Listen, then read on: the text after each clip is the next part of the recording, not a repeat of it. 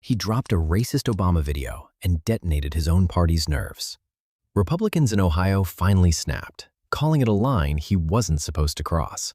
Pressure had been building for weeks.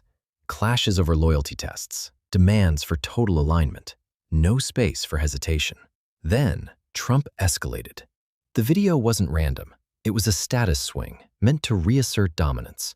He pushed conflict forward, forcing every ally to choose between silence or submission. But this time, the reaction cracked. Ohio Republicans broke formation, signaling that Trump's usual intimidation loop wasn't working the same way. He doubled down anyway, framing the criticism as weakness, turning their pushback into another stage for control. It's a pattern he's used for years. Provoke, watch the response, punish hesitation, reward obedience.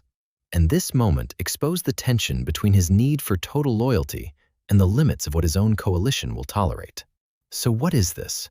Trump testing the boundaries of power, or a move that finally overplayed his hand?